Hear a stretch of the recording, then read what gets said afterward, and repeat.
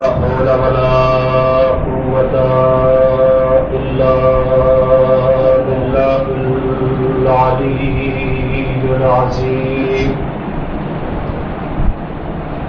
أعوذ بالله من الشيطان الرجيم. بسم الله الرحمن الرحيم.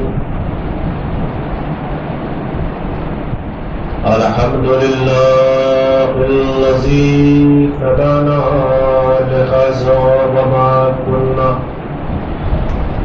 لنهتدي لولا أن هدانا الله.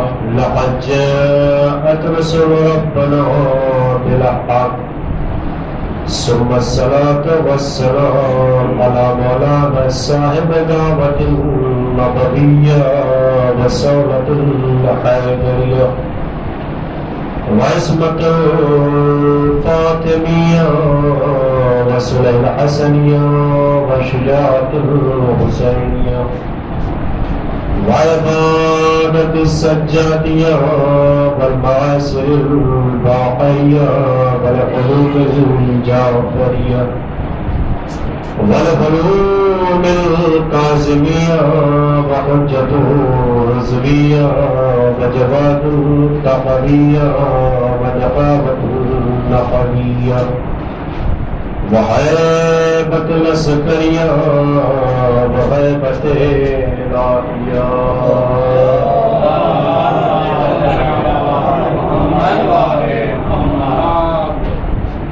أما بعد فقد قال رسول الله صلى الله عليه وآله وسلم: بسم الله الرحمن الرحيم. إني تارك فيكم الثقلين کتاب اللہ ترتی وأهل البيت صلوات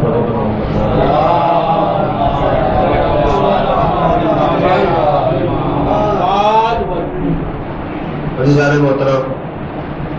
محترم سامعین کرام، عزاداران سید الشہداء،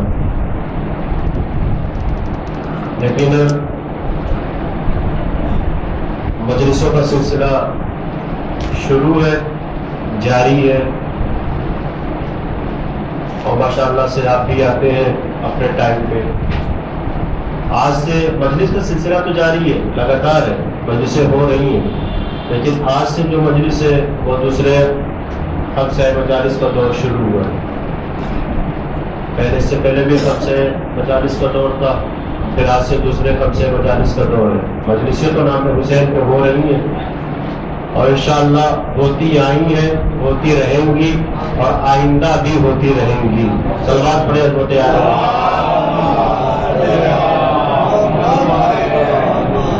تو جو موضوع ہمارا تھا گزشتہ مجلسوں میں حدیث ثقلین کو لے کر اور اس کے ذیل میں جو بھی باتیں ہوتی تھی، جو فضیلتیں آپ کے سامنے رکھی جاتی تھی، آل محمد کی بیان کی جاتی تھی.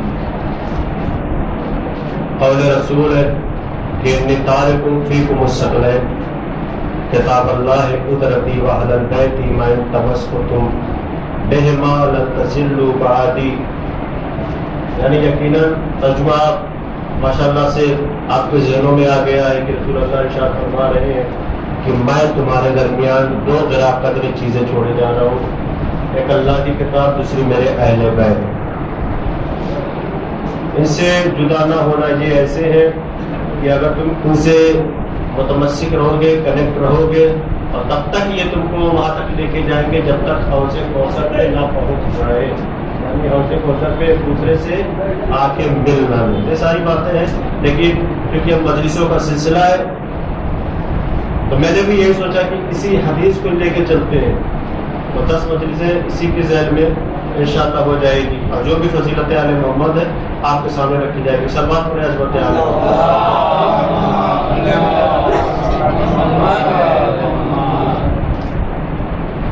بس آپ اتنا سمجھیے اس آیت پہ کہ یقیناً اللہ تعالیٰ ارشاد فرماتا ہے کہ ان الدین عند اللہ الاسلام. اگر اللہ کے نزدیک سب سے بہترین دین ہے تو وہ دین اسلام. اللہ کے نزدیک سب سے بہترین دین ہے تو وہ دین اسلام ہے۔ اب آپ بتائیے کہ دین اسلام کے لیے، اسی دین کے لیے نبیوں کا سلسلہ جاری رہا، یک کے بعد دیگرے نبی آتے رہے، جناب آدم کا پتلا بنایا گیا اور نہ جانے کتنے سال پہلے زمین کو جو ہے خمیر کیا گیا، ملایا گیا، اپنا کر کے جو ہے رکھا گیا، کئی سال تک، پھر رکھنے کے بعد پتلا بنایا گیا، کئی سال تک پتلا رکھا رہا، پھر اس کے بعد اس میں روح پھونکی گئی، اس میں جان آئی، پھر سجدہ کیا گیا۔ تو ایک اسلام کے لیے، ایک دین کے لیے اللہ کس طریقے سے نبیوں کو آمادہ کر رہا ہے، اور وہ نبی جو نبیوں کا سردار ہے، اس کے لیے آج تو مسلمان یہ کہتا ہے کہ یہ نبی ہوئے تو 40 سال کے بعد، یعنی رسول اللہ اس دنیا میں آئے، ان کی عمر 40 سال کی ہو گئی، پھر وہ مبعوث ہوئے۔ بھائی لاکھ آپ بولو، نبی اس وقت نبی تھا کہ جب اس دنیا کا وجود نہیں تھا۔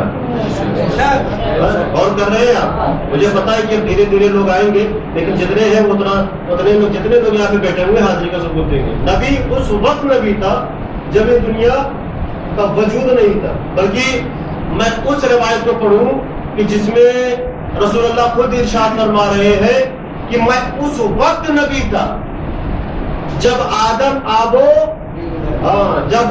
آب و گل کے درمیان تھے۔ تو یہ تم کیسے کہہ سکتے ہو کہ نبی 40 سال کے بعد جو ہے مبعوث رسالت ہوئے ہیں؟ ایک آواز بلند سلوات۔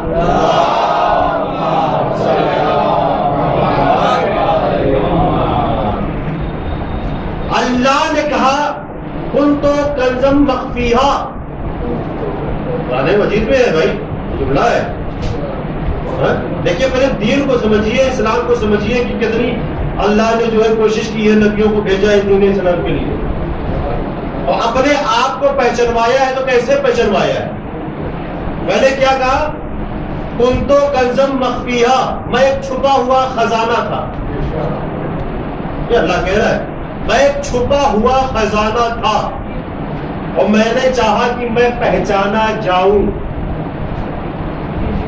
میں پہچانا جاؤں۔ پھر اس نے اپنے نور سے رسول اللہ کے نور کو خلق کیا، پھر رسول اللہ کے نور سے مولا علی کے نور کو خلق کیا۔ رسول اللہ کی حدیث ہے کہ انا و علی من نور واحد، میں اور علی ایک ہی نور سے ہے۔ ایک سلوات پڑھے عظمت عالم۔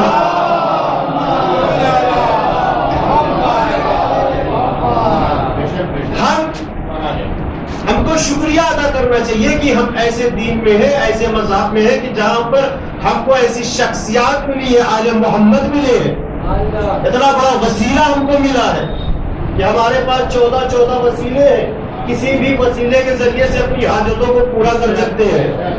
بھائی تعجب تو ان کے پاس ہے، تعجب تو ان لوگ کے لیے ہوتا ہے کہ جنہوں نے ایک کو ٹھکرا دیا، اور نہیں کیا آپ نے اہل بیت کو ٹھکرا دیا، قرآن کو لے لیا، کہا قرآن ہمارے لیے کافی ہے، اب جو کچھ ہوگا اسی کے ذریعے سے ہوگا۔ جب قرآن کافی ہے تو پھر آتے کیوں ہو یہاں پر؟ پھر قرآن ہی کے ذریعے سے حاجتوں کو پوری کیا کرو۔ سلوات پڑھے عظمت عالم۔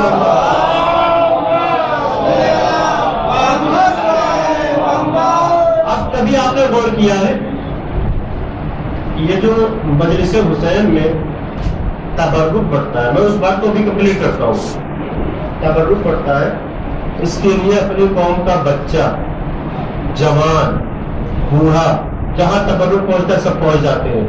اے بھیا ہمارا تبرک دے دو، اے بابو ہمارا تبرک دے دو، اے بلکہ ابا ہمارا تبرک دے دو۔ جیسے جو بانٹتا ہے اس نام سے یاد کر کے تبرک مانگتے ہیں۔ مانگتے ہیں کہ نہیں؟ کیوں مانگتے ہیں؟ اچھا آپ سنیے، کتنی کوشش کی ہے دین کو پھیلانے کے لیے نبیوں نے۔ جناب آدم کو بھیجا،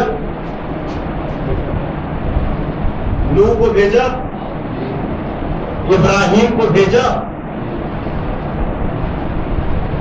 یہاں تک کہ جناب ابراہیم کو تو نبوت بھی ملی، امامت بھی ملی، رسالت بھی ملی، کچھ قوانین بھی ملے۔ آپ کہیں گے مولانا صاحب قوانین کیا؟ بھائی صحفے لے کے آئے تھے، صحیفے لے کے آئے تھے، اور وہ صحیفے لے کے آئے تھے کہ جس میں اللہ کی باتیں تھیں، اس باتوں کو لوگوں تک پہنچاتے تھے. سلمان پریز ہوتے علیہ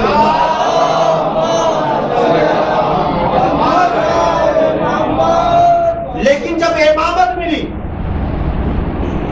تو خلیل نے، جس کو خلت ملی، اس نے کہا یا بار الہ یہ عہدہ ہماری نسل میں بھی چاہیے. کہا نہیں، یہ عہدہ امامت ظالمین تک نہیں پہنچے گا. غور کریے گا، ظالمین تک نہیں پہنچے گا. لیکن جب بات آگے بڑھی اور جب رسول اللہ کا دور آیا اور پھر وہ آیتیں بھی آئی، وحی بھی نازل ہوئی کہ اے رسول، ہم نے تم کو نبی بنا کر بھیجا، رسول بنا کر بھیجا، تمہارا خلیفہ بھی ہوگا، اور یاد رکھنا تمہارے 12 وزیر، تمہارے 12 جانشین ہوں گے.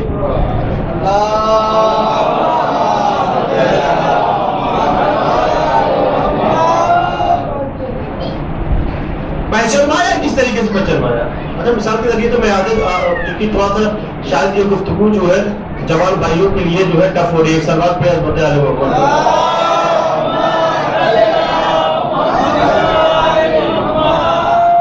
مثال کے طور پر مجالس خمسہ رکھا گیا ہے، آج پہلی مجلس ہے، ہم نے مجلس پڑھ دی. اب جو بانی مجلس ہے، بانی خمسہ ہے، انہوں نے کہا ماشاءاللہ مولانا صاحب بڑی اچھی مجلس آپ نے پڑھی. اب چاہے بعد میں ریکارڈنگ کے ذریعے سے سنے، کیونکہ ابھی ہے بھی نہیں. سلوات پڑھے ہوتے آگے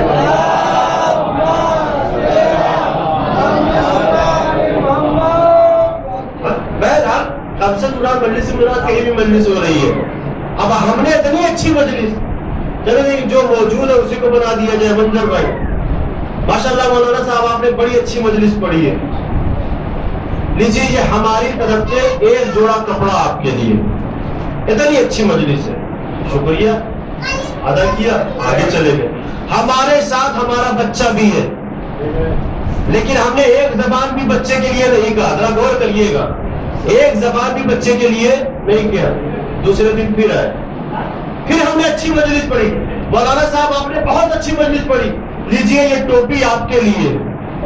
اب یہ ٹوپی بھی آپ لگائیے، کشمیر سے منگوائیے، مثال کے طور پر کشمیر سے منگوائیے. پھر بچہ ہمارے ساتھ مجلس میں آیا، مجلس ختم ہونے کے بعد بچہ پھر ساتھ میں جا رہا ہے، لیکن بچے کے لیے ہم نے ایک لفظ بھی نہیں کہا. ذرا غور کریے گا، ایک لفظ بھی نہیں کہا. تیسرے دن پھر مجلس ختم ہوئی، پھر جانے لگے. منظر بھائی جا رہے بتا کے، پھر منظر بھائی نے ایک لفافہ نکال کے ہمارے جیب میں ڈال دیا. پھر ہم نے شکریہ ادا کیا، لیکن ایک بچے کے لیے ایک لفظ نہیں کہا. ذرا غور کریے گا کیسے بیٹھے ہیں آپ لوگ. بچے کے لیے ایک لفظ بھی نہیں کہا. چوتھے دن پھر یہی عمل رہا، پھر انہوں نے ہدیہ دیا. لیکن جب 5ویں دن مجلس ختم ہو گئی، غور کریے گا، اب مجلس ختم ہوئی تو تبرک بٹا. کہاں بیٹھے ہیں آپ؟ تبرک بٹا تو تبرک مولانا صاحب کو لا کے دیا. اب مولانا صاحب نے کہا کہ منظر بھائی ہمارے بچے کا بھی تبرک دیجئے. ایک اور کیا آپ نے. اب منظر بھائی کہیں گے مولانا صاحب 4 دن بچے کے لیے نہیں بولا، 5ویں دن بچے کے لیے آپ نے بول دیا. ہم نے کہا منظر بھائی کپڑا پھٹ جائے گا، پرانا ہو جائے گا، شیروانی کا کپڑا پوشیدہ ہو جائے گا، پیسہ خرچہ ہو جائے گا، ٹوپی جو ہے غائب ہو جائے گی، لیکن یہ تبرک نہیں. اور کیا آپ نے تبرک یہ رگوں میں جائے گا، خون بن کر جاری رہے گا.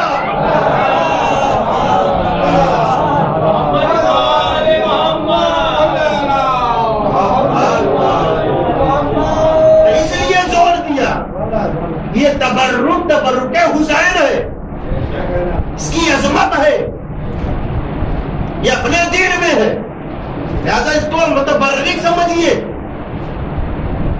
تبرک حسین کو. تو جس طریقے سے تبرک رگوں میں جائے گا، خون بن کے جاری ہوگا، وہاں پر ابراہیم نے کہا کہ میری ذریت نے کہا نہیں، یہ عہدہ ظالموں تک نہیں جائے گا. یہ عہدہ ملا تو رسول اللہ کی صلب سے ملا. نہیں غور کیا آپ نے؟ رسول اللہ سے صلب مل، رسول اللہ کی صلب سے ملا، اس لیے کہ جو قائم بن کے آخر رہے گا وہ قائم رہے گا. سلوات پڑھے آپ کو.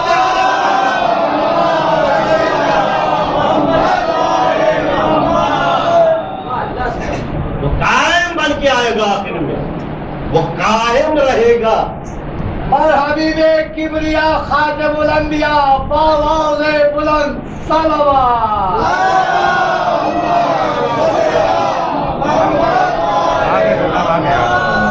ایک اور سوال پڑے.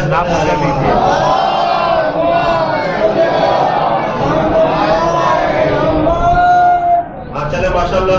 اب جو ہے انتظامیہ میں جو اہم تھے وہ آ گئے اور سب کی نظر تھی کہ انتظامیہ جو ہے وہ دکھنے غائب ہے. سوال پڑے عظمت عالم اللہ.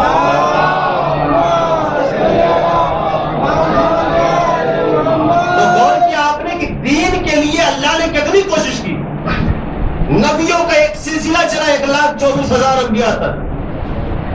پھر اس کے بعد رسول اللہ نے کتنی تبلیغ کی سب کو پتا ہے کہ کس طریقے سے گھر سے نکلتے تھے اسی دین کے لیے، دین کی تبلیغ کرنے کے لیے. اور میں نے عرض بھی کیا لیکن پھر بھی ایک بات تکرار کر دیتا ہوں کہ جب نکلتے تھے گھروں سے باہر آتے تھے تبلیغ کرنے کے لیے تو دشمن اتنے خطرناک تھے کہ رسول اللہ کو یہ دیکھنا نہیں چاہتے تھے کہ یہ اپنے گھر سے نکلے اور اسلام کی تبلیغ کرے. ایک بار بولا ہے نا بھائی کانٹے بچھاتے تھے نا، یہ تو آپ لوگوں نے سنا ہے، لیکن کون سے کانٹے بچھاتے تھے؟ کون سے کانٹے بچھاتے تھے؟ غار مغیرہ. غار مغیرہ یہ عربی ہے، ببول کے کانٹے. اور یہ والا ببول نہیں جو گاؤں وغیرہ میں ہوتا ہے. وہ مکہ اور مدینے کے بیچ ایک وادی تھی. اس وادی میں ببول کے ایک یعنی اپنی زبان میں یہ کہیے جائے کہ جنگل تھے ببول کے. اور یہ والا ببول نہیں، یہ بڑے بڑے کانٹے ہوتے تھے. وہ کانٹوں کو یہودی جمع کرتے تھے اور رسول اللہ کے راستے میں لا کے بچھا دیتے تھے. لیکن کردار رسول دیکھیے چل کے جاتے. تو یہ ہو گئی کہ غلاظتیں لا کے کوچڑیوں کو کاٹ کے جو رسول اللہ کے اوپر پھینک دیا جاتا تھا نا. یہاں تک بھی تو روایت ہے بڑھیا کوڑا کرتا پھینکتی تھی. لیکن رسول اللہ کے کردار میں ذرہ برابر کمی نہیں ہوئی. اسی طریقے سے دین اسلام کی تبلیغ کرتے رہے، عزم رہے، پیچھے نہیں ہٹے. آپ کوشش کرو. اب آج دیکھیے کہ دین کا کیسا مذاق بنا کے رکھا ہے لوگوں نے. اب تو ماشاء اللہ سے دین میں قیاس آرائیاں بھی شروع ہو گئی ہیں. ہاں جو ہمارے ہی زبان سے نکل جائے بس وہی دین ہے. ہاں لاکھ مولوی منبر سے چلاتا رہے وہ دین نہیں ہے. ہماری زبان سے نکل گیا بس وہی دین ہے، وہی تسلیم کرنا پڑے گا. چلو ہر پڑے عزمت عالم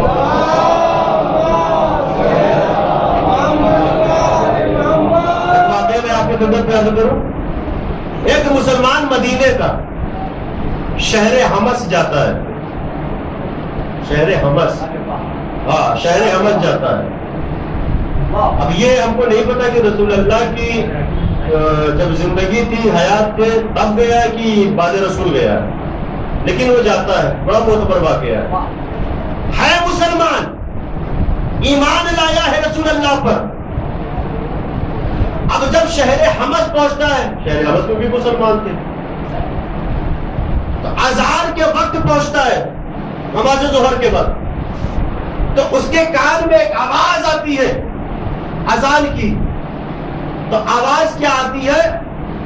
ان الحمص یشہد ان لا الہ الا اللہ، ان الحمص یشہد ان محمد رسول اللہ. ترجمہ کروں تب آپ سمجھ جائیں گے. ہم جو اذان دیتے ہیں لگی ہوئی ہے، دیکھیے لکھا ہے اشہد ان لا الہ الا اللہ، اشہد ان محمد رسول اللہ. لیکن وہ مؤذن حمص والا یہ کہہ رہا تھا کہ ان الحمص، حمص کے لوگ کہتے ہیں کہ اللہ ایک ہے. حمص کے لوگ کہتے ہیں کہ محمد اللہ کا رسول ہے. اس نے کہا یہ کون سی نئی اذان ہو رہی ہے؟ بھائی ابھی ملائل میں اذان ہونے لگے، مانونی میں اذان ہونے لگے، اور کوئی صاحب آ کے کہنے لگے کہ ہاں ان الملائکہ یشہد ان لا الہ الا اللہ. بے شک ملائکہ کے لوگ کہتے ہیں کہ محمد اللہ کے رسول ہے، اللہ ایک ہے. یہ کون سی یعنی نام لینے کی کیا ضرورت ہے؟ حمص کا نام آگے لگانے کی کیا ضرورت ہے؟ مسلمان تھا، غصہ آیا اس کو، کہا یہ کون سی ہے؟ یہ تو رسول اللہ کی اذان نہیں ہے، جو رسول اللہ نے طریقہ بتایا، جو طریقہ بتایا یہ وہ اذان نہیں ہے۔ سلوات پڑھیں حضرت آل محمد۔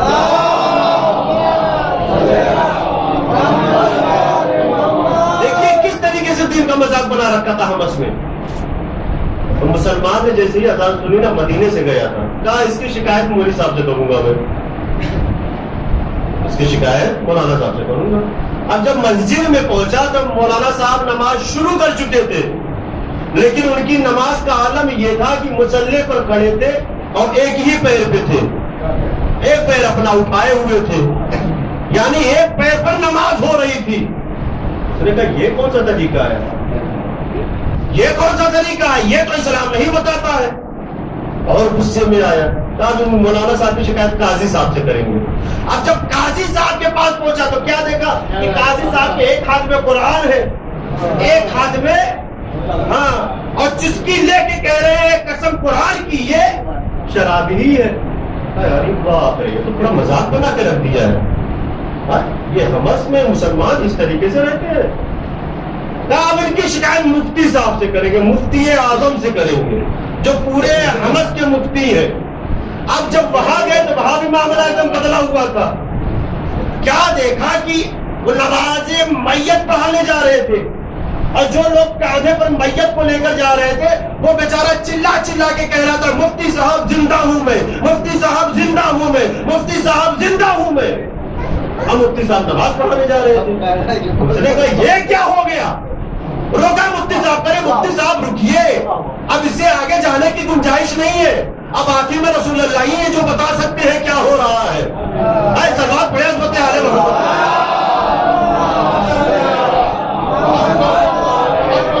مفتی صاحب نے کہا کیا ہوا، معاملہ کیا ہے، کیا اشتباہ ہے؟ کہا کیا بتائیں، اب آپ بھی اس میں شامل ہو گئے۔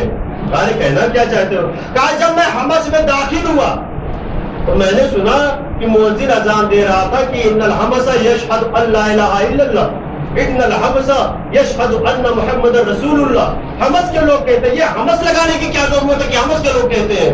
کہا بھائی ایسا ہے کہ جو ہمارا پرانا مؤذن تھا نا وہ اپنے گاؤں گیا ہوا ہے تو کوئی مؤذن نہیں ملا، تو کرائے پہ ایک یہودی مؤذن کو لیا۔ نہیں غور کیا آپ نے؟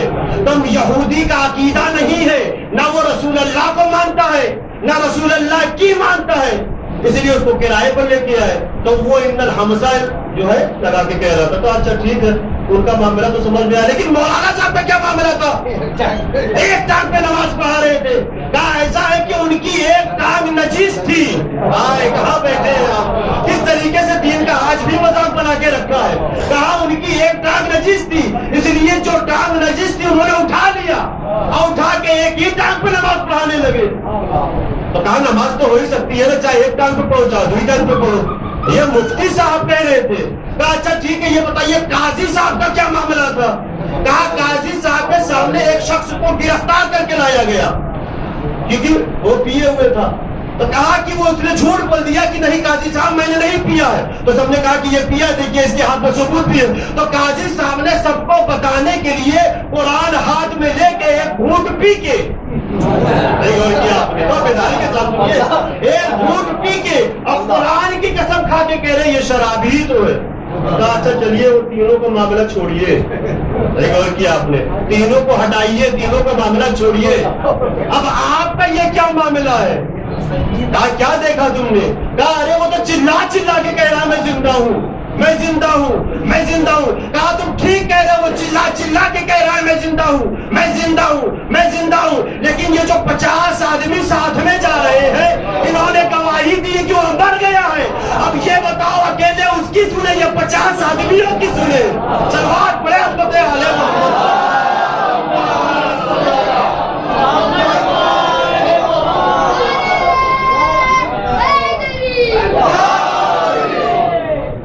اب آپ انصاف سے بتائیے کہ جس دین میں جہاں پر نہ مؤذن کا پتہ، نہ مولوی کا پتہ، نہ قاضی کا پتہ، نہ مفتی صاحب کا پتہ، تو وہ دین اسلام رہ جائے گا؟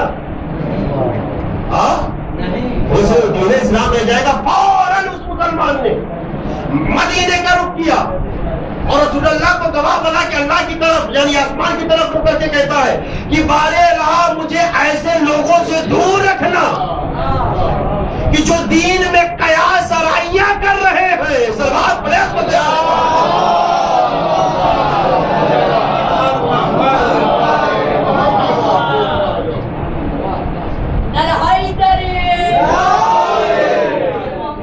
محمد سلوا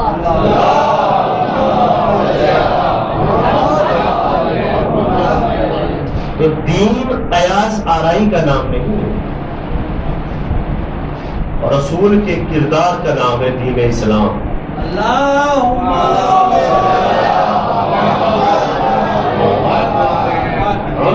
آل محمد کے کردار کا نام ہے اسلام. یقیناً اسلام پروان چڑھا ہے تو انہیں کے گھر سے پروان چڑھا ہے.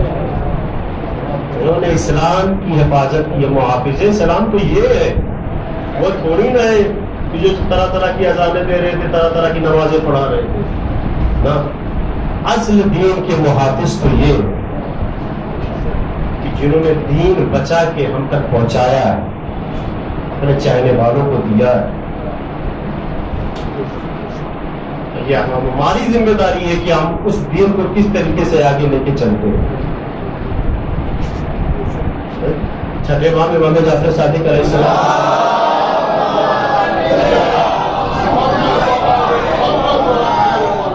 یقیناً ہمارے چاہنے والے یعنی شیعہ کا مطلب ہوتا ہے چاہنے والا. ہمارے چاہنے والے ہمارے لیے باعث فخر ہیں. جتنے بیٹے ہیں ہم معصومین علیہ السلام کے لیے باعث فخر ہیں. لہذا وہ کام نہیں ہونا چاہیے کہ جس سے ان کے فخر کو نیچے کیا جا سکے. خود چھٹے امام نے کہا ہے نا, آگے بھی فرماتے ہیں یقیناً یاد رکھنا تم ہمارے لیے باعث نموار نہ بننا, یعنی باعث بے عزتی مت بننا, بے عزتی کا سبب نہ بننا. وہ کام کرنا کہ دنیا یاد رکھے کہ ہاں یہ ہمارے چاہنے والے ہیں. میں نے کسی انشاءاللہ ابھی آج تو پہلی مجلس ہے اور آپ کے سماعت کے حساب سے بھی مجلسیں ہوں گی, لیکن یہ جو آج کی پہلی مجلس ہے جو طویلی مجلسوں کا سلسلہ چالو ہے تو میں نے کہا آپ سے, لیکن جو پہلی مجلس ہے یہ دین کو سمجھنے کے لیے کہ آپ دیکھیے کہ معصومین نے خود 12ویں امام مہدی علیہ السلام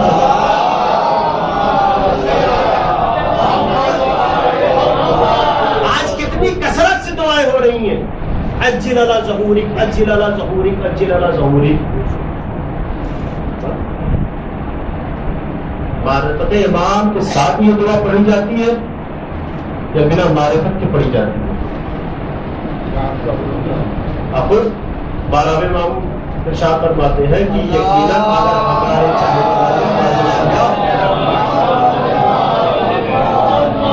ہم کو معرفت کے ساتھ یاد کر لے تو ہم کو کب کا آ جائے, یاد کرے معرفت کے ساتھ ہم تو کب کا آ جاتے. تاکہ میں آپ کو سنا دوں, لیکن اس سے پہلے جو چھوٹا سا واقعہ معتبر واقعہ ہے. آج تکلیف سب سے زیادہ کس کی ہوتی؟ سستانی صاحب کی نا. بھائی بڑے عالم وہی سستانی صاحب, سب جانتا ہے, بچہ جانتا ہے سستانی صاحب کو. لیکن سستانی صاحب کے والد صاحب کا نام تھا باقر سستانی. باقر سستانی کا ایک واقعہ ہے کہ انہوں نے ایک عمل کیا تھا 40 دن کا, اور روز الگ الگ مسجدوں میں جاتے تھے, عمل کرتے تھے. کیوں؟ تاکہ وقت کے امام سے ملاقات ہو جائے. وقت کے امام سے ملاقات ہو جائے. 40 دن تک عمل کیا.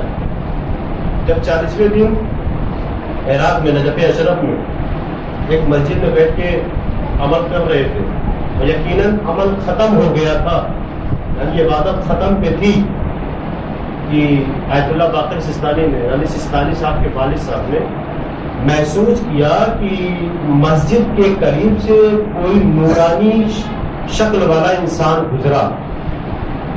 اتنا نور تھا کہ مسجد میں یعنی جسے کہتے ہیں کہ لائٹ اچانک سے آ جاتی ہے, پورا جگمگ جگمگ کرنے لگتا ہے, ویسے ہی ہوا.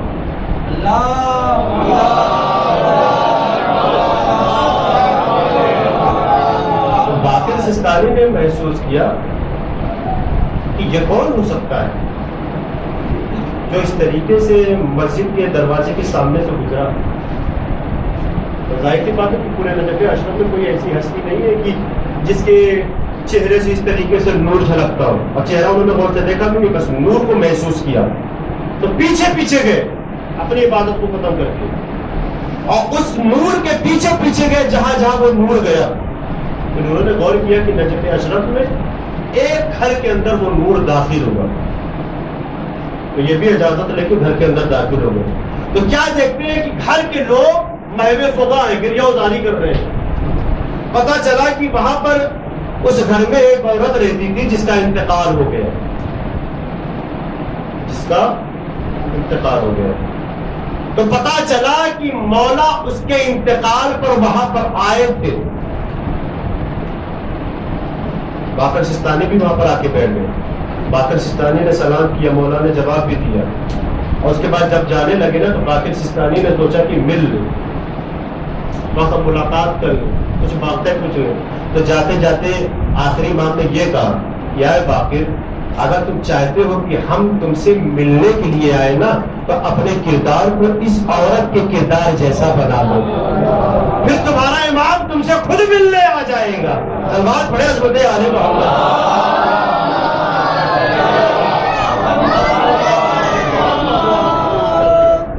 یقیناً اس عورت کا کردار ایسا رہا ہوگا.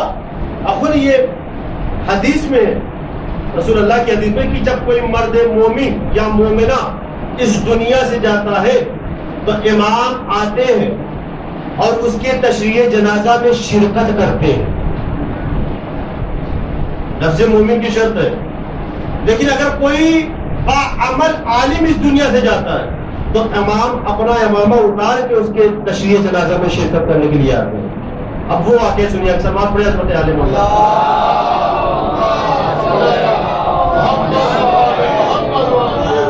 تبیدی گفتگو ہے. تاریخ بتاتی ہے, لکھا ہوا ہے کتاب میں کہ نجف اشرف میں ایک جگہ ہلا, جہاں کے علامہ ہلی تھے, جہاں کے علامہ ہلی تھے. علامہ ہلی نجف اشرف میں رہا کرتے تھے اور ہلا میں رہا کرتے تھے. ہلا ایک جگہ کا نام ہے نجف اشرف میں. جیسے مالاٹ میں دیکھ لیے 7 number 3 number 5 number 8 number 6 number, اسی طریقے سے ہلا. تو ہلا میں ایک اور بزرگ عالم دین رہتے تھے. اب یہ دیکھیے وقت کی بات ہے کہ کسی کا معیار اتنا بلند ہے, کسی کا معیار کم ہے, دھیرے دھیرے بڑھ رہا ہے. ہلا میں ایک سید علی رہتے تھے, تو انہوں نے دیکھا کہ اتنی کثرت سے امام کے آنے کی دعائیں ہو رہی ہے, اچھی اللہ ظہوری کچی اللہ ظہوری, اور لوگ جو ہے دعا بھی کر رہے ہیں کہ مولا آ جائیے, مولا آ جائیے, ہم آپ کے انتظار میں بیٹھے ہوئے ہیں.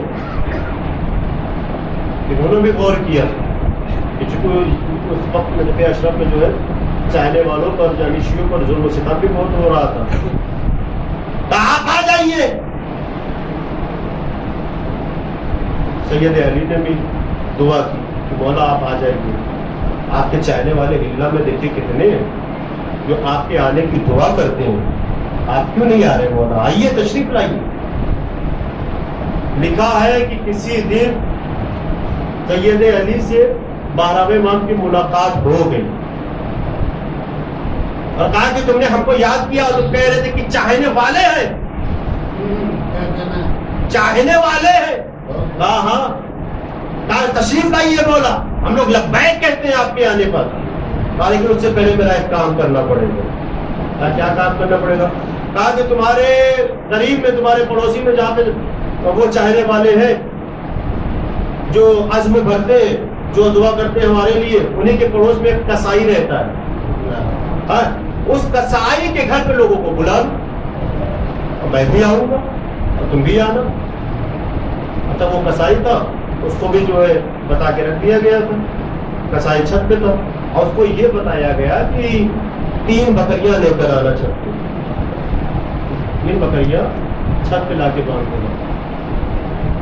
نیچے چاہنے والے کہ ارے آج تو امام آئیں گے, آج تو امام آئیں گے, ہم امام کے رکاب میں رہیں گے. سید علی بھی پہنچے, اوپر سے آواز آئی سید علی اوپر آ جاؤ.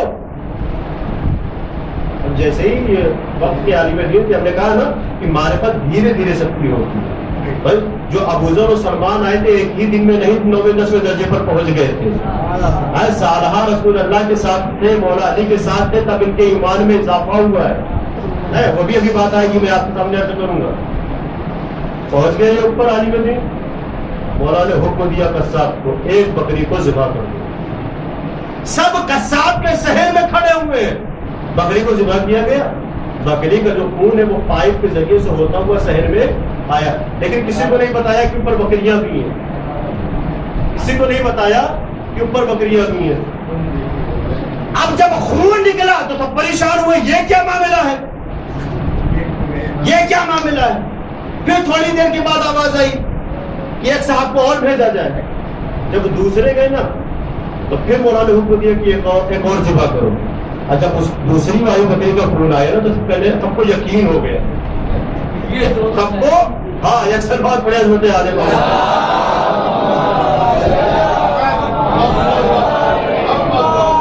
جتنے بیٹھے تھے سب کو یقین ہو گیا. پھر حکم ہوا, اب کوئی آگے بڑھنے کو تیار نہیں ہو رہا ہے. کیسے ہم بڑھتے ہیں بھیا؟ یقیناً دیکھیے یہ امتحان کا مقام ہے, سوچنے ہے, یہ یہاں پہ فکر کرنے کی ضرورت ہے کہ وقت کے امام کو بلائے تو کس طریقے سے بلائے, کس عقیدے کے ساتھ بلائے, کس معرفت کے ساتھ بلائے. اور جب تیسری کو ذبح کیا, جب تیسری کا خون نکلا تو جو اور بچے تھے وہ اب کوئی نہیں ہے وہاں پہ. سید علی اوپر ہے نا, وقت کا امام کہہ رہا ہے سید علی ذرا نیچے جھانک کے دیکھو. تم نے کہا تھا کہ ہماری چاہت کا دم بھرتے ہیں نا, یہ آ جائیے آ جائیے. اب جیسے ہی سید علی نے نیچے دیکھا تو کوئی نہیں تھا, بس وہی 2 فرد جس کو بلایا گیا تھا وہی اوپر تھے. فوراً مولا کے قدموں میں گر گئے. مولا گستاخی معاف ہو, مجھے کیا پتا کہ ان کا عقیدہ کیا ہے, ان کی معرفت کیا ہے. مولا نے کہا کہ نہیں, اگر یہ اس لائق ہو جائیں گے تو وقت کا امام خود ان کے سامنے آ جائے گا. سلوات پڑھے عظمت عالم.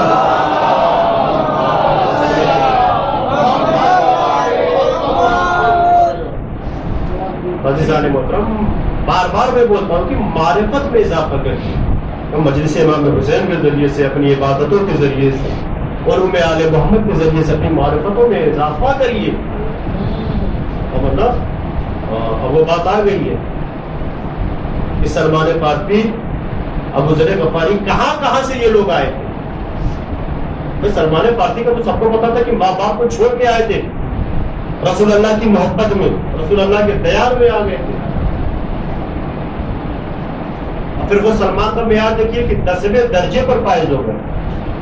عقل کی جو آخری بات ادھوری رہ گئی تھی وجہ سے وہ آج میں پوری کرتا ہوں کہ جب سقیفہ کا معاملہ ہو گیا, آج تو تبری وغیرہ میں اور صحیح مسلم بخاری وغیرہ میں یہ لکھا جاتا ہے کہ سقیفہ والوں سے مولا علی کے تعلقات بڑے اچھے تھے. سقیفہ والوں سے مولا علی کے تعلقات بڑے اچھے تھے. اگر بیدار ہے تو جیتی جاگتی سلوات پڑھے عظمت عالم.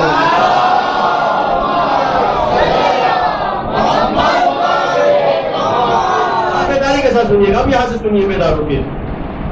لیکن تاریخ تبری مسلم بخاری میں لکھا ہے جب ان کی وفات ہوئی, دنیا سے چلے گئے, تو مولا وہیں پہ تھے لیکن گئے نہیں.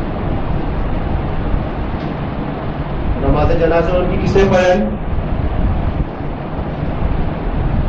تاریخ کو بتاتی کہ کوئی حدیث سلول کر کے بہت بڑا جو ہے ان لوگ کی نظروں میں اچھا آدمی تھا, ان کی نظر میں علم والا تھا, تو دوسرے جو ہے نماز جنازہ پڑھائی تھا. دوسرے بھی مرے, دنیا سے چلے گئے, مولا بیٹھے رہے.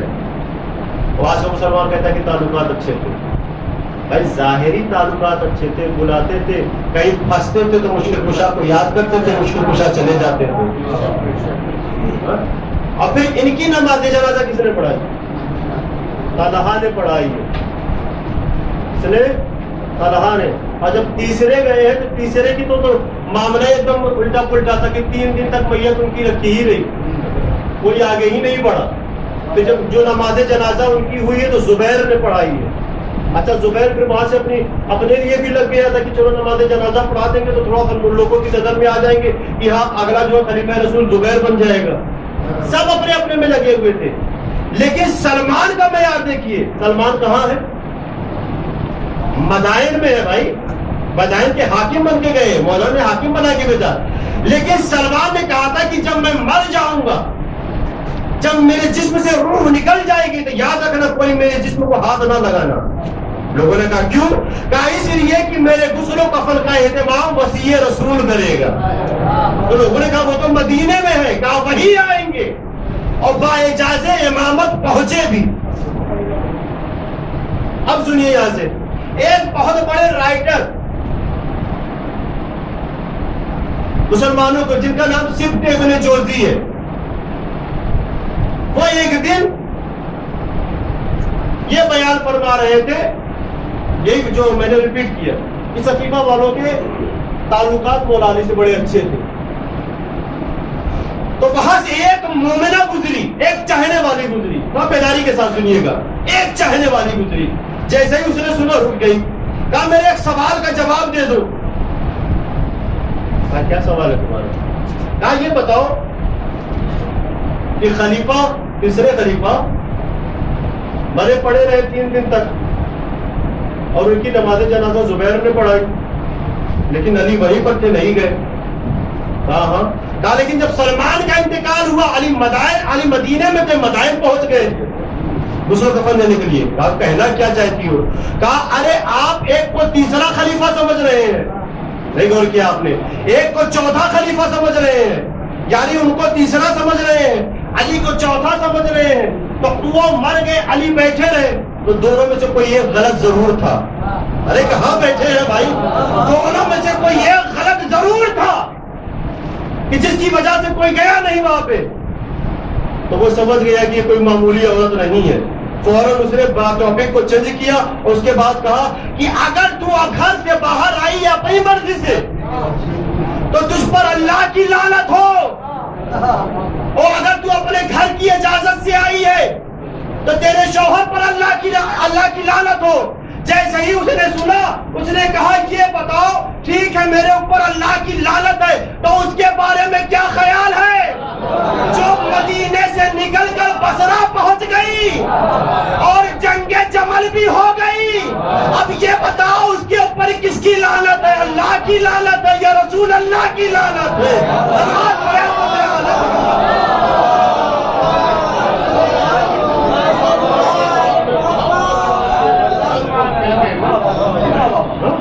جیتی جاتی سلوات پڑھے حضرت آل محمد۔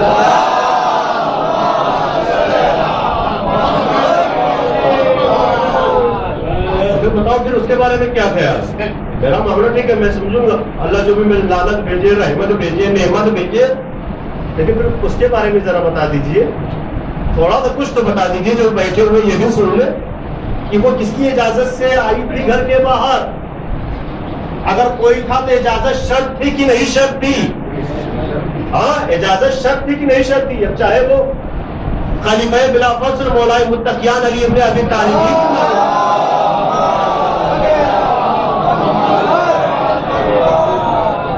اجازت شرط تھی نا، اجازت تو لینی چاہیے تھی بھائی۔ یہ ایسے تھے کہ جو جانتے تھے سب کچھ جانتے تھے، لیکن اپنے لیے، اپنی دکان چلانے کے لیے ایک کینہ تھا ان کے دل میں مولا علی کے لیے، جس دین میں یہ ہے اس دین کو نہ ہم پروان چلنے دیں گے نہ ان کو آگے آنے دیں گے۔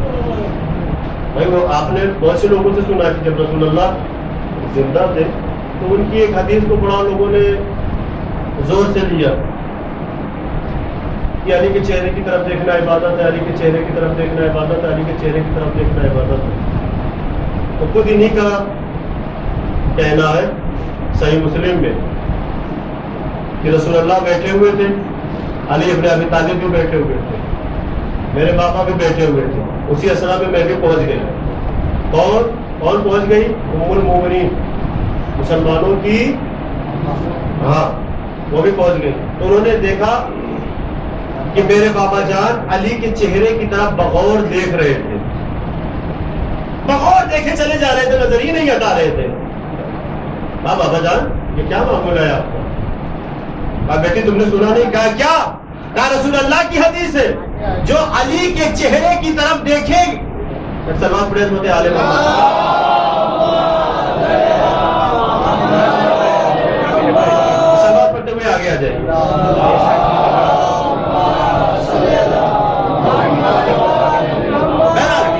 ادھر مخاطب رہے.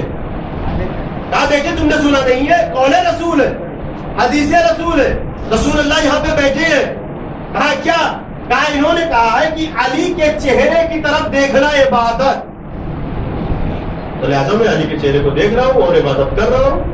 اچھا یہ فری والی عبادت, دیکھتے جاؤ عبادت ہوتی چلی جائے, بتا اس کو اور کچھ کرنے کی ضرورت ہی نہیں ہے. جہاں علی ملے کھڑے ہو کے دیکھتے رہو, عبادت ہوتی رہے گی. لیکن جیسا باپ تھا ویسی بیٹی بھی تھی. نہیں غور کیا آپ نے؟ تھوڑا سا ہٹ کے بول رہا ہوں. تو اس نے بھی علی علی علی علی کرنا شروع کر دیا. اب جو دیکھ رہے تھے وہ بھی رکے. یہ اتنی کثرت سے علی علی کیوں کہہ رہے ہو؟ کہا بابا جان آپ کو پتا نہیں, دوسری بھی حدیث ہے رسول اللہ کی. کہا کیا؟ کہا ذکر و علی عبادت, علی کا ذکر عبادت ہے. اور رسول اللہ بھی یہ منظر دیکھ رہے تھے, ایک چہرے کو دیکھ رہا تھا, ایک ذکر کر رہا تھا. فوراً رسول اللہ نے کہا صرف ذکر کرنے سے, صرف چہرہ دیکھنے سے عبادت نہیں, بلکہ حب و علی عبادت. ارے علی کی محبت بھی عبادت ہے.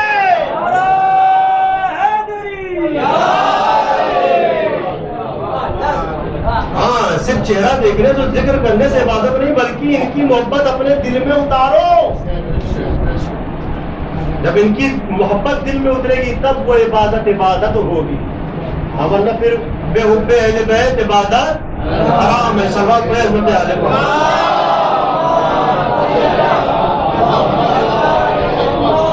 مدح علی ہی دل میں محبت علی کی ہے. مدح علی ہی دل میں محبت علی کی ہے. اب جو کچھ جہاں میں ہے وہ بدولت علی کی ہے. ذکر علی کو سن کے جو کھٹا سا منہ بنائے, سمجھو یہ صاف صاف عداوت علی کی.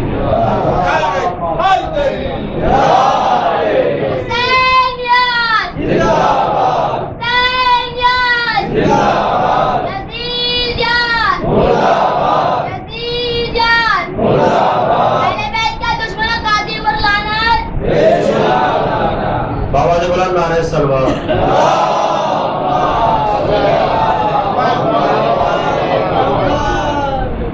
تو آپ نے محسوس کیا کہ یہ ایسے تھے کہ جو دین کے سسٹم کو سمجھنا نہیں چاہ رہے تھے, دین کے قوانین کو سمجھنا نہیں چاہ رہے تھے.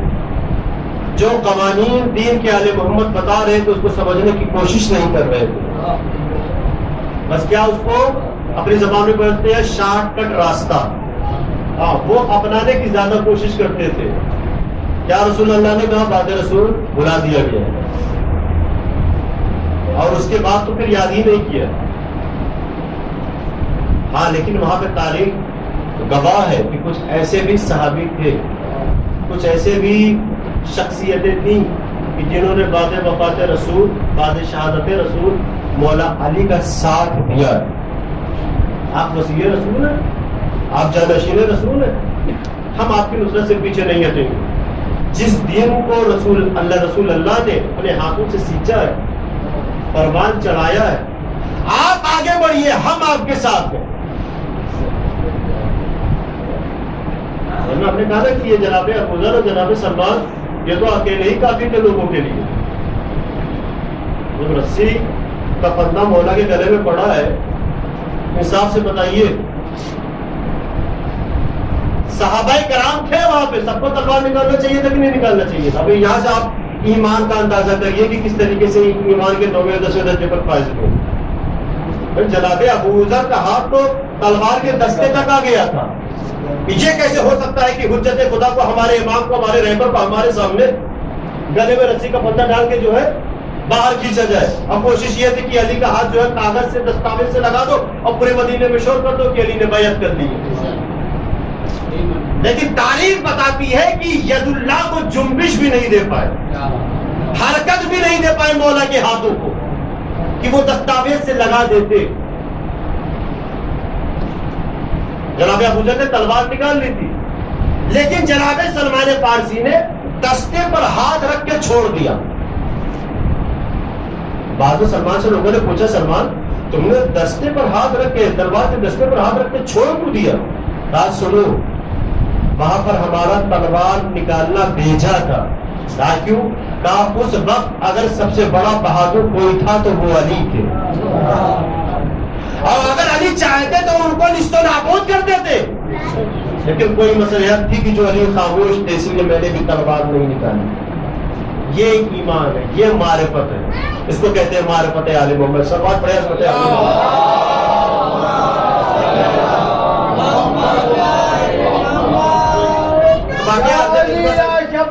شبیر یا زین العبا یا باقر جعفر امام موسی کاظم رضا یا تقیو یا نقی یا عسکری مہدی دی پہلے ظاہرہ او نبی بھیجو نبی صلی اللہ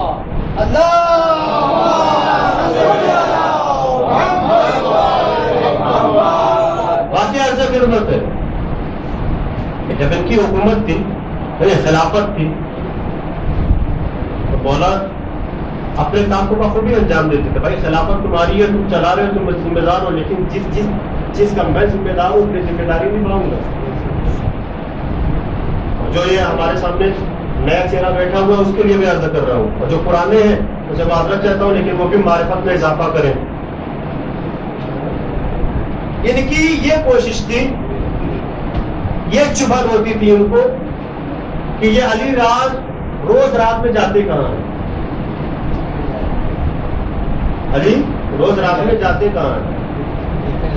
تو بہت سے تو آج بھی تو پوری ہوتی ہے، سازشیں ہوتی ہیں کہ ارے فلانے کے پاس اتنا پیسہ آ رہا ہے تو کہاں سے آ رہا ہے، فلانے کے پاس اتنا پیسہ آ رہا ہے تو کہاں سے آ رہا ہے، فلانے کے پاس بڑے بڑے لوگ آ رہے ہیں تو کہاں سے آ رہے ہیں۔ اور آج معاشرے میں تو یہی چیزیں لے ڈوبی ہے پورے معاشرے کو۔ اگر اچھائیاں دکھ رہی ہیں تو خاموش ہے، اور اچھائی کی جگہ خدا نخواستہ ایک برائی ہو جاتی تو پورا معاشرہ پیچھے پڑ جاتا ہے۔ اور یہ بھی نہیں سمجھنے کی کوشش کی جاتی کہ پھر برائی ہوئی تو کس وجہ سے ہوئی وہ بھی سمجھا جائے، وہ اچھائی چاہے جو کرے، لیکن اگر ایک نیک آدمی سے برائی ہو جاتی ہے تو پھر سب ہاتھ دھو کے اسی کے پیچھے پڑ جاتے ہیں۔ ایسے ہی وہ بھی پریشان تھے کہ یہ روز رات کو جاتے کہاں لاؤ آج ایک دن ان کے پیچھے پیچھے چلے۔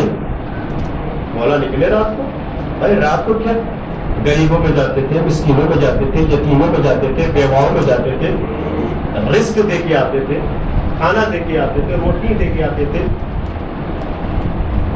وہ بھی پیچھے پیچھے کہ دیکھیں آج علی یقیناً کچھ دے نہیں جاتے یا کہیں اور جاتے ہیں۔ اب پیچھے پیچھے مولا آگے آگے ہیں۔ اچھا مولا کو پتا ہے کہ ہمارے پیچھے کون آ رہا ہے؟ بھائی امام ہے، اب کلو شہید حسینہ کی امام مبین ہے، قرآن مجید میں ہے کہ ہم نے ہر چیز کو دائرے امام مبین میں رکھ دیا ہے۔ بھائی دنیا کی کوئی ایسی چیز ہے ہی نہیں کہ جو امامت کے علم سے باہر ہو، یعنی امام کو سب پتہ ہے۔ سلوات پڑھے عظمت آل محمد۔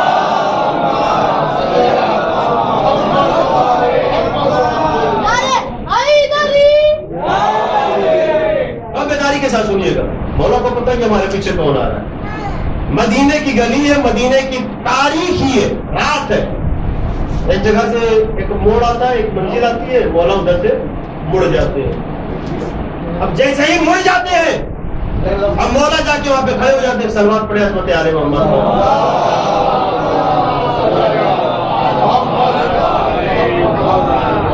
خاموشی کے ساتھ بیٹھے رہو بیٹے، سلوات پڑھے عظمت آل محمد۔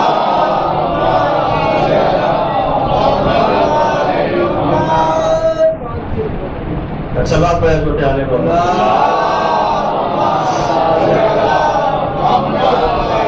وقت کا خیال ہے، مجھے پتا میں کتنے بجے کتنے منٹ میں بیٹھا ہوں، میں اپنے ٹائم پہ اتر رہوں گا۔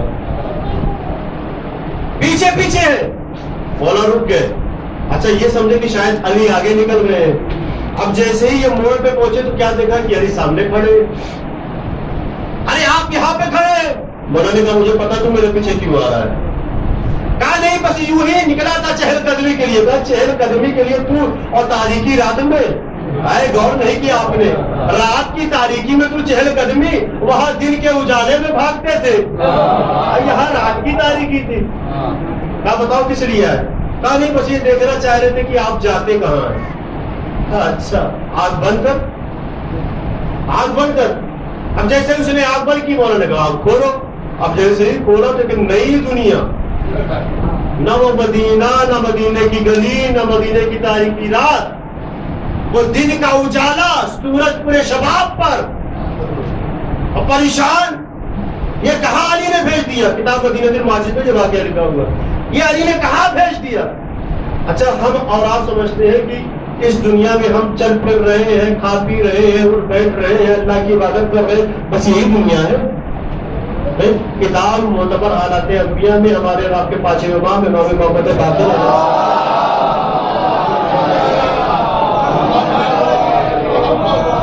لکھتے ہیں کہ اس کے علاوہ بھی اللہ نے 18 عالم پیدا کیے, یعنی دنیا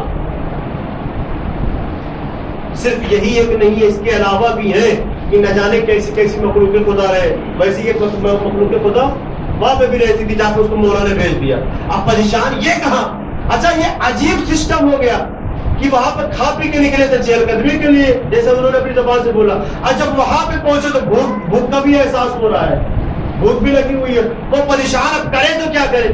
کچھ دور دیکھا کہ کچھ مزدور ہیں جو کھیتی کر رہے ہیں اپنے کھیت میں.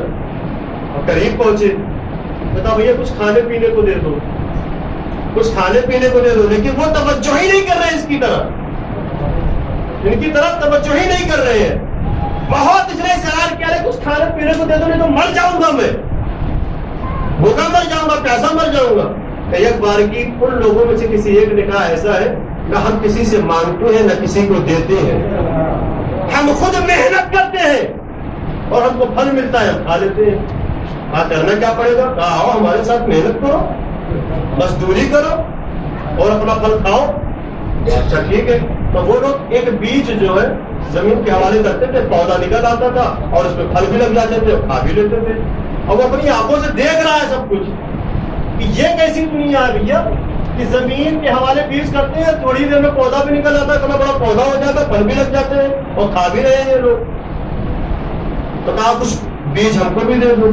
اب بیج جب دیا گیا تو زمین کے حوالے کر رہے ہیں اور پودا ہی نہیں نکل رہا ہے, پودا ہی نہیں نکل رہا ہے.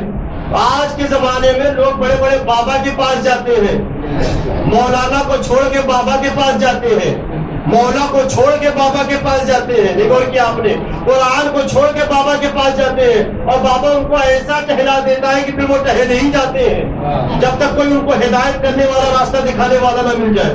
وہ پریشان تھا, کہا میرا بیج جو ہے زمین کے حوالے کر رہا ہوں, پودا نہیں نکل رہا ہے. کہا ایسے تھوڑی نا پودا نکلے گا. کہا کیا تھا ہمارے پاس ایک ٹرک ہے. اب ٹرک کیا ہے بیداری کے ساتھ سنیے گا اور بڑے آہستے سے میں بولوں گا. کہا ہم کچھ کہہ کے زمین کے حوالے کرتے ہیں. کہا کیا؟ تو بتایا کہ ہم کسی کے نام کی لعنت بھیجتے ہیں. بڑی خاموشی کے ساتھ آپ سن رہے ہیں. کہا کس کے نام کی لعنت بھیجتے ہیں؟ نام لے کے بتایا ان کے نام کی لعنت بھیجتے ہیں. ارے تو پریشان ہو گئی, تو ہم ہی ہیں. ہاں یہ تو ہم ہی, اب کیسے بتائیں کہ وہ ہم ہیں؟ وہ پریشان. اب کرتا تو کیا نہ کرتا, اپنے نام کی لعنت بھیجی گئی. نکلا پودا کھایا, بتایا نہیں کہ ابھی میں وہی ہوں. ایک بار کی کسی نے کہا کہ جمعہ کرو, ادھر چلو سب کچھ جمع کرو, نہاؤ دھو, آج میرا مولا آنے والا ہے. تو پریشان ہوئے, ان کا مولا یہاں پہ کون ہے؟ ایک تو وہاں پہ علی تھے کہ جنہوں نے ہم کو یہاں پر بھیج دیا, یہاں پر دوسرا کون ان کا مولا ہے؟ آپ پریشان ہو گیا.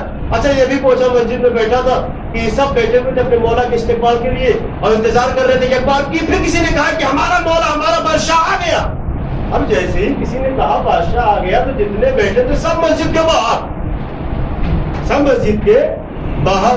اس نے بھی کہا کہ چلو دیکھتے ہیں کہ ان کا مولا کون ہے, ان کا آقا کون ہے. اب جیسے ہی مسجد کے باہر آیا, آنکھ پھٹی کی پھٹی رہ گئی. کیا دیکھا؟ ارے ان کا مولا تو علی ابن ابی طالب ہے. ایک بار کیا آپ مطلب بیداری کے ساتھ سنیے, ان کا مولا علی ابن ابی طالب ہے. سب بڑی گرم جوشی کے ساتھ مولا سے مل رہے تھے, گلے مل رہے تھے اور مرحبا کہتے ہوئے مولا کو آگے لے کے جا رہے تھے, مسجد کی طرف لے کے جا رہے تھے. جب اس کا نمبر آیا گلے ملنے کا نا, تو یہ بھی مولا کے قریب آیا. مولا اس کو دیکھ کر مسکرانے لگے. مولا سے جب یہ گلے ملا تو دھیرے سے کان میں کہا کہ اے علی, ان لوگوں سے مت بتائیے گا کہ میں وہ ہوں. نہیں کیا, اس لیے کہ اگر ان کو پتا چل گیا تو میرا قیمہ قیمہ بنا ڈالیں گے.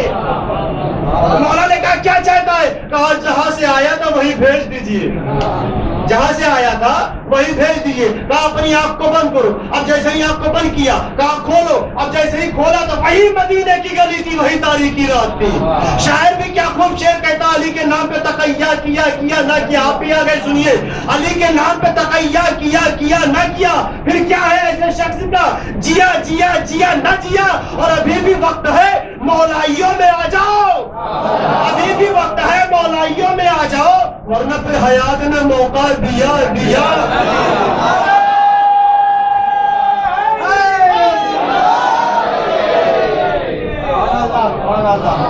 جیتی جاگتی سلوات پڑے عظمت عالم.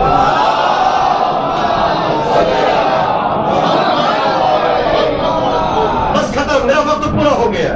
بس جانے محترم, یہ حدیث ثقلین سے ایک فرد ایک کی طرف علی ابن ابی طالب. اس کے لیے رسول اللہ نے ارشاد فرمایا, میں تمہارے درمیان دو غیر قدر چیزیں چھوڑے جا رہا ہوں. ایک یہ میرے اہل بیت ہے اور دوسرے اللہ کی کتاب ہے. ان سے جدا نہیں ہونا. اور یقیناً جو اہل بیت کی کشتی پر سوار ہو گیا اس کو نجات ملی. اور سوار ہونے والے ایسا سوار ہوئے کہ کربلا تک بھی آ گئے. ہر امام کے لیے رسول اللہ نے ارشاد فرمایا نا, ویسے امام حسین علیہ السلام کے لیے بھی ارشاد فرمایا, مطلب حسین میں تعاون ہوتا بس اپنے کو نجات. بے شک حسین ہدایت کا چراغ ہے, نجات کی کشتی ہے. میں نے پڑھا بھی تھا محرم میں کہ جب مکے میں امام حسین علیہ السلام تھے اور حاجی بھی حج کر رہے تھے, لیکن پھر عظمت امام کو نہیں سمجھے. کسی شاعر کا ایک شعر ہے, طواف خانہ کعبہ میں مصروف تھے حاجی. طواف خانہ کعبہ میں مصروف تھے حاجی, بہت قریب سے گزری نجات کی کشتی. بہت قریب سے گزری نجات کی کشتی. بڑے بڑے آہستہ سے بولا ہے, کشتی کو سمجھ نہیں پائے, کشتی کی عظمت کو نہیں سمجھ پائے. اگر وہیں سے کشتی پر سوار ہو جاتے تو نجات مل جاتی اور جنت تک پہنچ جاتے. لیکن آپ کو معیار دیکھنا, جنہوں نے عشق کیا ہے آل محمد سے, جنہوں نے معرفت حاصل کی ہے, ان کا معیار دیکھیے. حبیب ابن مظاہر کیا ہے؟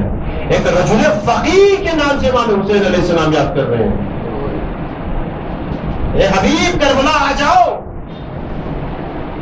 ہم نرگے اعضا میں گھر گئے ہیں. معرفت دیکھیے, ہم نرگے اعضا میں گھر گئے ہیں, آ جاؤ. میں تو بورڈ لگایا, اے حبیب اتنا خیال کرنا کہ میرے ساتھ محمد کی نواسیاں, علی کی بیٹیاں بھی ہیں. بس رونے کے لیے آمادہ ہو گئے ہیں آپ. حبیب خیال رکھنا اور جلدی آنا. قاصد کو بھیج دیا کوفے. کوفے کے حالات اچھے نہیں ہیں. بچتا بچاتا قاصد حبیب ابن مظاہر کے گھر پہ پہنچا, تب بات کیا. حبیب دسترخوان پر بیٹھے ہوئے تھے. جیسے ہی تب بات ہوا نا, لقمہ ہاتھ میں پہلے ہی لقمہ تھا, فوراً دسترخوان پہ رکھا, دروازے پر آئے, دروازہ کھولا تو سامنے والے نے سلام کیا. قاصد نے کہا کون؟ کہا میں حسین ابن علی کا قاصد کربلا سے آیا ہوں. عظمت دیکھیے, کربلا سے آیا ہوں. فوراً ہاتھ پکڑا, اندر قاصد کو بلایا, دروازہ بند کر دیا. کیوں؟ کوفے کے حالات اچھے نہیں ہے, بریزاد پہنچ چکا تھا اور جتنے چاہنے والے تھے سب کو گرفتار کروا رہا تھا. کہا کربلا سے آئے ہو؟ کہا ہاں, حسین ابن علی کا خط لے کر آیا ہوں. کہا میرے حوالے کرو. جیسے ہی حبیب نے لیا, آنکھوں کا بوسہ لگایا اور اس کو چوما, آنکھوں سے لگایا, چوما, اور پڑھتے جاتے ہیں روتے جاتے ہیں, پڑھتے جاتے ہیں روتے جاتے ہیں. بی بی قریب آئی ہے, حبیب حسین ابن علی نے کیا لکھا ہے نواز رسول ہے؟ کہا حسین ابن علی درگاہ اعلیٰ میں گر گئے ہیں. کافر کہا مجھے مدد کے لیے بلایا ہے. اب بیوی کا زوجہ کا امتحان لیا حبیب ابن مظاہر نے. کافر کیا ارادہ ہے؟ کہا سوچ رہا ہوں اگر چلا گیا تو پھر تمہارا کیا ہوگا. ایک مرتبہ زوجہ حبیب نے کہا ارے اب وقت کا امام ہے, حجت خدا ہے, نماز رسول ہے, آپ کو مدد کے لیے بلا رہا ہے اور آپ کو میری فکر ہے. مرحبا کہا حبیب نے. میں تو امتحان لے رہا تھا اور شاید اسی وجہ سے بہت سے ایسے چاہنے والے تھے کہ جنہوں نے اپنی بیوی کو طلاق دیا صرف اس وجہ پر کہ میری شہادت کے پاس تم آزاد ہو تاکہ تم کو کوئی پریشان نہ کرنے پائے. جسے زہیر ابن قین نے اپنی بیوی کو طلاق دے دیا تھا کہا میں تم سے راضی و خوشی جا رہا ہوں لیکن طلاق اس لیے دے رہا ہوں کہ تم میرے جانے کے بعد آزاد ہو. مرحبا کہا, بیوی سے خدا حافظ ہوئے اور اس جگہ پر آئے جہاں پر غلام کھڑا ہوا تھا. سوار ہوئے اپنے راہبار پر اور ایڑ لگائی اور کربلا کی طرف چلے. ادھر امام حسین علیہ السلام اپنے بچپن کے دوست حبیب ابن مظاہر کے انتظار میں بیٹھے ہوئے تھے. دیکھیے کس طریقے سے دوست کا انتظار کر رہے ہیں. ایک مرتبہ جناب عباس کو بلایا, جناب علی اکبر کو بلایا, کہا کر کوفے کی طرف نظر لگا کے بیٹھے رہو, میرا دوست آنے والا ہے. ایک بار کی کوفے کی طرف سے گرد نمودار ہوتی ہے. امام حسین پہچان جاتے ہیں اور کہتے ہیں بھیا عباس ذرا آگے بڑھو اور حبیب کا استقبال کرو. جناب حبیب آ گئے, ہاتھ کو جناب عباس نے پکڑا, گھوڑے سے اتارا, استقبال کیا. استقبال کرنے کے بعد جناب علی اکبر نے بھی استقبال کیا اور امام حسین کے پاس آئے. حبیب ابن مظاہر امام سے آ کے گلے مل جاتے ہیں. ارے یہ بات خیمے میں بھی پہنچ جاتی ہے. شیطانیوں کو پتا چل جاتی ہے کہ بچپن کے دوست حبیب ابن مظاہر آ گئے. ارے جیسے ہی جناب زینب کو پتا چلا فضا نے کہا ہے فضا حبیب کو جا کے سلام کر دے اور میرا پیغام بھی پہنچا دے. فضا میرے خیمہ پر آتی ہے اور آگے کہتی ہے اے حبیب, ارے تمہیں علی کی بیٹی زینب سلام دے رہی ہے. معیار دیکھیے حبیب کا کہ شہزادی سلام کہلوا رہی ہے. ایک مرتبہ حبیب نے اپنے سر کو پیٹا, اللہ اللہ یہ وقت آ گیا کہ آقا زادیہ غلام کو سلام کرے. ایک مرتبہ پھر فضا نے کہا اے حبیب, شہزادی نے پیغام بھجوایا ہے. کہا کیا پیغام بھجوایا ہے؟ کہا کہ تم عالم غربت میں ہمارے مہمان ہوئے ہو. اے حبیب میں تمہاری مہمان نوازی بھی نہ کر سکی لیکن ہاں اگر وقت نے رونے کی مہلت دی تو ماں جائے کے لاچے سے پہلے تیرے لاشے پر مہر بن کے ماتم کروں گی.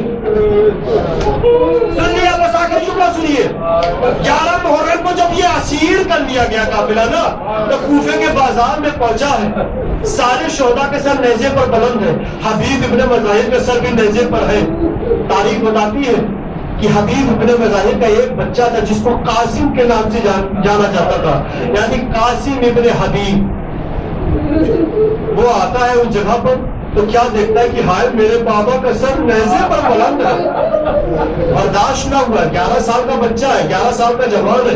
جاتا ہے اور اپنے دوستوں کے ساتھ آتا ہے اور تلوار لے کر آتا ہے, خونی ملاؤن پر حملہ کرتا ہے اور اسی نیزے کو پکڑتا ہے جس پہ اس کے بابا کا سر تھا, یعنی حبیب ابن مظاہر کا سر تھا. اور ابھی حبیب ابن مظاہر کے سر کو اپنی آغوش میں لے کے جناب سید سجاد کے پاس سے یہ کہتا ہوا گزرتا ہے حبیب کا بیٹا کہ ہائے جس کا جوان بیٹا موجود ہے.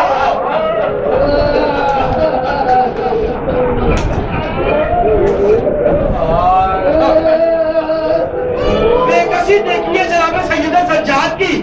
حبیب کا جوان بیٹا جناب سید سجاد کے پاس سے یہ کہتا ہوا گزرتا ہے ہائے جس کا جوان بیٹا موجود ہو.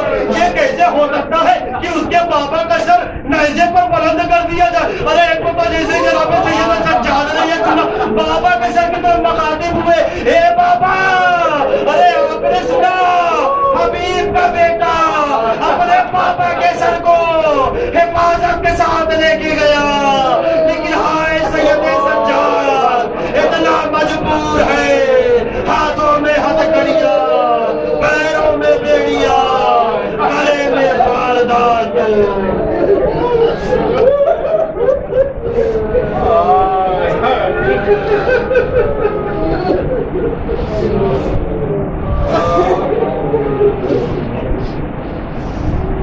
انا للہ وانا الیہ راجعون. رزم بقضائہ وتسلیم بل امر الا لعنۃ اللہ علی القوم الظالمین.